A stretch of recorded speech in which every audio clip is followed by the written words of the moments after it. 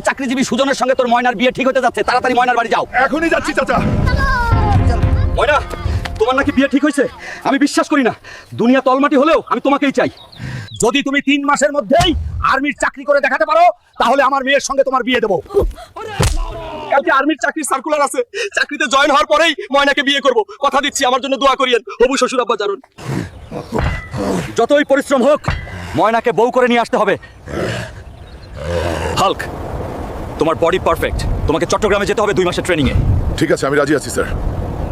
এই পাথরটা যদি মাথায় উঠাতে পারো, তাহলে তুমি 100 মার্ক পাবে। ময়না রে, তোর জন্য এত কষ্ট করছি, জানি না কি আছে কপালে।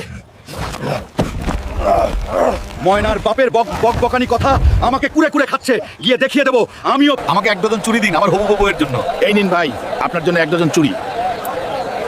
দোকানদার ভাই, আমাকে একটা লাল শাড়ি দিন আমার হবু বউ ময়নার জন্য। এই নিন ভাই, আপনার জন্য দামি লাল শাড়ি। কি হাল ভাই, সেনাবাহিনীর চাকরি হলো, মিষ্টি কই? ময়নার সঙ্গে বিয়ে করতে যাচ্ছি, বিয়েতে আসিও, মিষ্টি খাইও। ভাতিজা, তোমাকে একটা কথা বলবো, মন খারাপ হয়ে যাবে তোমার। বলেন চাচা, কি এমন কথা যা শুনলে আমার মন খারাপ হয়ে যাবে? সমস্যা নেই, আপনি বলে ফেলুন।